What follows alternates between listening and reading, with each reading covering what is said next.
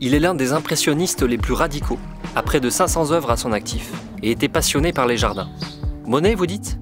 Et non, on parle de Gustave Caillebotte. Si on le connaît moins, c'est parce que ce pilier du courant impressionniste a longtemps été oublié. Pourtant, vraiment, Caillebotte, c'est celui qui va essayer de prendre les choses en main, de fédérer le groupe. Il est très connu de son vivant, autant que ses autres amis impressionnistes comme Monet, Renoir, Degas, Pissarro et les autres.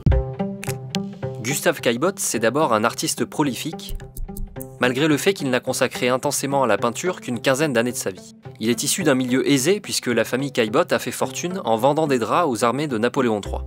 Cet argent, il l'investit en achetant les œuvres de ses amis et en organisant des expositions. Être aisé, ça rend quelquefois la vie difficile pour un peintre parce que ça ne l'incite pas à vendre.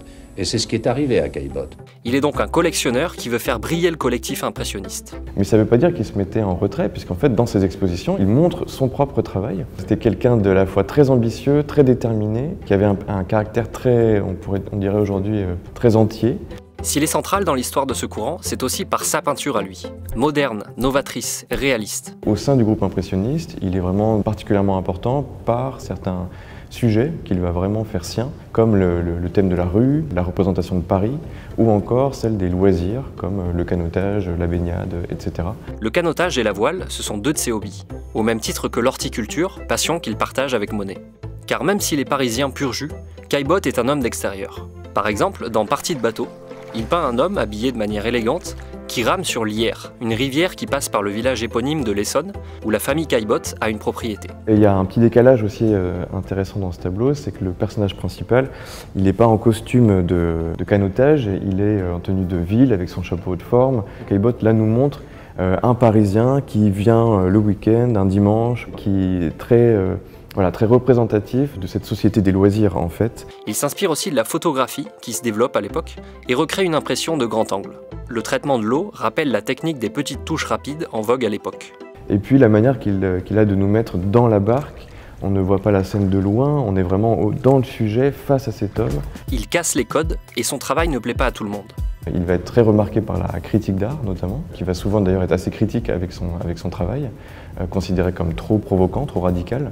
En 1875, Les Raboteurs de Parquet, son premier chef-d'œuvre, est refusé au Salon, une exposition annuelle d'œuvres agréées par l'Académie des Beaux-Arts. Il semblerait que le jury donc, de l'exposition du Salon ait refusé ce tableau, probablement par son sujet trop moderne, la représentation d'ouvriers au travail, et aussi par le cadrage, la mise en scène, qui est évidemment aussi très novatrice, avec ce point de vue en plongée, cette perspective un peu étrange. Les Raboteurs est présenté l'année d'après à une exposition des impressionnistes où il fait sensation. S'il est connu pendant son existence, Caillebotte n'aura pas le privilège d'avoir une postérité à sa mesure. En tout cas, pas tout de suite. Il meurt très jeune, à l'âge de 45 ans, et donc il n'a pas le temps de connaître les années qui vont être celles de la gloire de l'impressionnisme.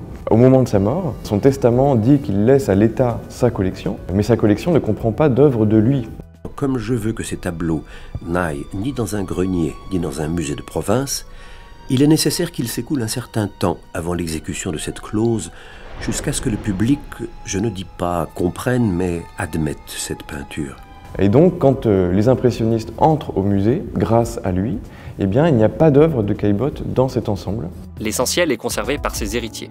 Seuls 2 tableaux vont intégrer des musées, à la demande de son frère Martial et d'Auguste Renoir, qui est son exécuteur testamentaire. Entre la fin du 19e siècle et l'après-guerre, on se souvient de Caillebotte avant tout comme d'un grand donateur et collectionneur.